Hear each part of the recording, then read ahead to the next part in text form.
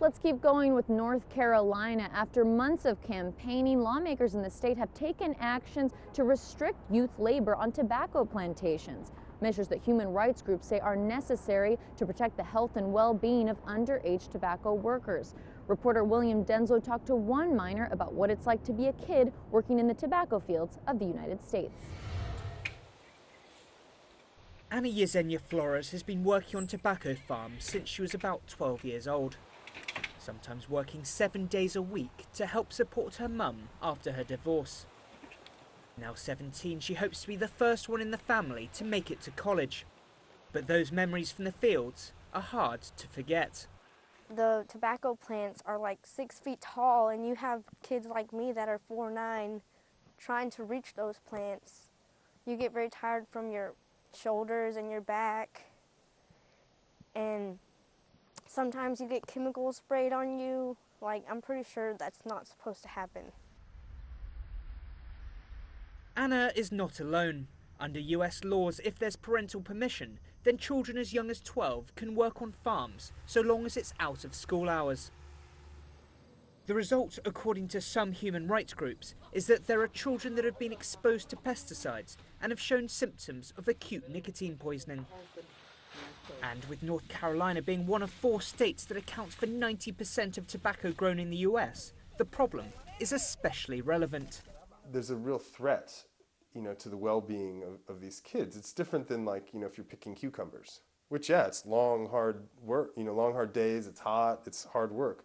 But, like, it's a whole nother ballgame when you're dealing with tobacco.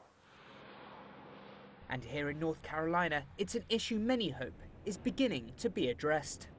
In October, the Tobacco Growers Association of North Carolina issued a policy saying that children under 16 shouldn't be hired to work in tobacco farms, even with parental consent.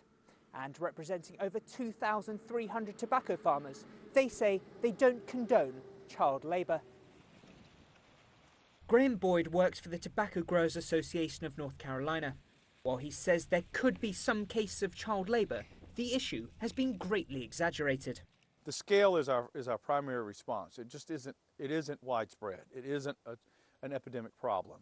As I've said repeatedly now, it overwhelmingly does not exist.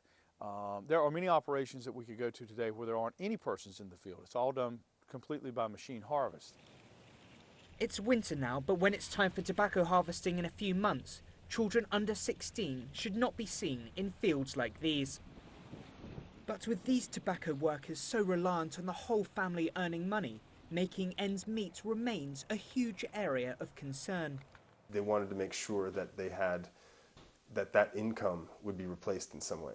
And like I say, the greatest way to solve that would be to pay the parents more. It's a notion some reject. The Growers Association argue it will make families more inclined to put their kids into the fields to make even more money. But for Anna, she says it will make a world of difference. But she wants to see these companies do more than pay their workers a decent wage. She wants them to introduce schemes like scholarships so people like her can make a real difference for their families, starting with a full education. William Denslow, Telesaur in North Carolina.